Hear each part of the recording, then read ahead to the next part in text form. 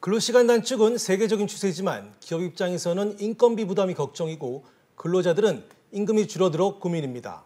결국은 노사가 머리를 맞대고 답을 찾아야 하는데 우리보다 한 발 앞서 근로단축을 시행한 해외 사례를 통한 연착륙 방안 알아보겠습니다.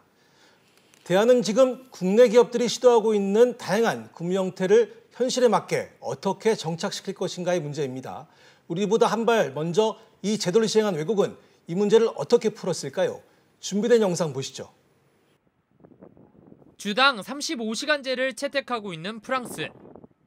호텔에서 근무했던 신디 씨는 주당 48시간을 근무했습니다. 초과분은 고스란히 휴가로 보상받았습니다. Actually choose when you want to go in vacation, so you can take first 1 week or 2 weeks together, and then put other 2 weeks in, for example, summer, or you are free to choose when you want your vacation. 프랑스는 이른바 탄력 근무제를 20년 전부터 운영하고 있습니다. 덕분에 삶의 질을 추구하는 개인과 성과를 추구하는 기업 간의 조화가 자연스럽게 이뤄지고 있습니다.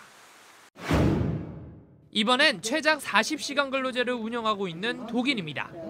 자동차 회사에 근무하는 루벤 씨는 회사와 협상을 통해 주 45시간씩 1년을 일했습니다. 보상으로 3개월 장기 휴가를 즐겼습니다.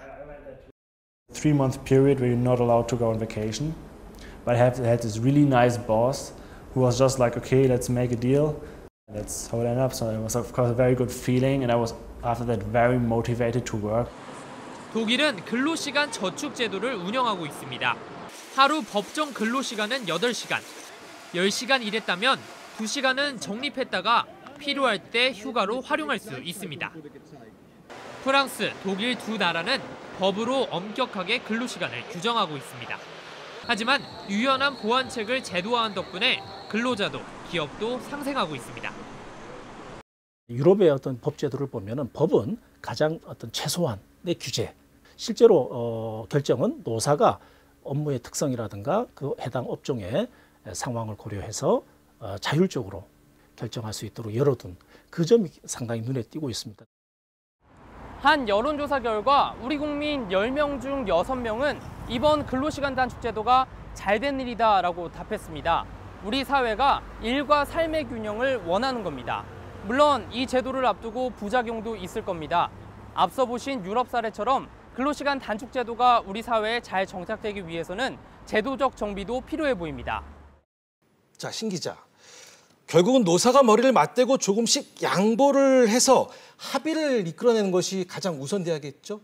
네, 맞습니다. 전문가들은 주 5일제가 정착하는 데 7년이 걸린 만큼 근로시간 단축도 정착하려면 사용자와 근로자가 지혜를 모아야 한다고 지적합니다. 네. 모두가 생산성은 근로시간에 반비례한다는 점을 인정하고 작업 환경 개선과 업무 효율성을 높이려는 노력이 필요하다는 것입니다.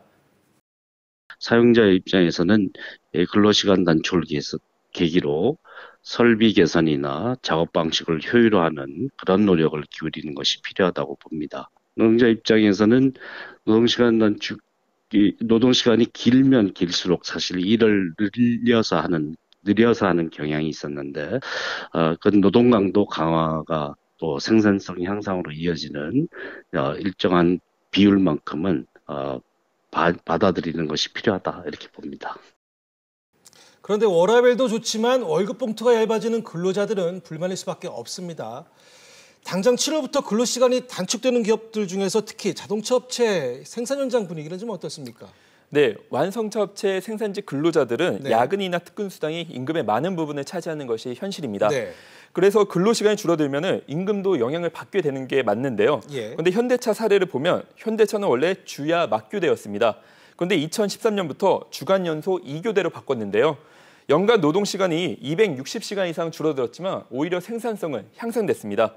직원들도 여가 시간이 보장되니까 만족하는 부분이 있고 줄어든 수당은 노사 협의로 기본급 등을 높이는 방향으로 꾸준히 조정해왔습니다. 따라서 근로시간 단축이 자리를 잡으려면 지금의 임금 체계를 손질해야 한다는 지적입니다. 네. 장시간 노동을 하기 때문에 기본급과 통상임금을 낮게 유지하려는 관행에 의해서 임금 인상 요인이 있더라도 기타 수당으로 늘려왔기 때문에 이런 임금 구성이 복잡하게 됐죠.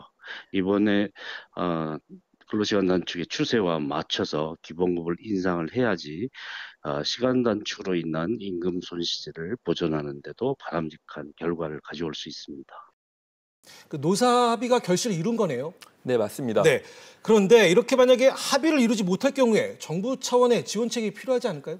네, 정부는 근로시간 단축으로 인한 임금 손실을 보전하는 지원책을 내놨는데요. 네. 노동시간 단축 기업의 1인당, 노동자 1인당 월 최대 40만 원을 지원하고 이를 최대 3년간 유지하겠다는 내용입니다. 네. 하지만 노동계는 임금 보전 지원 조건이 까다롭고 그리고 지원 기간도 한시적이어서 과연 실효성이 있을지 이러한 점들을 우려하고 있습니다.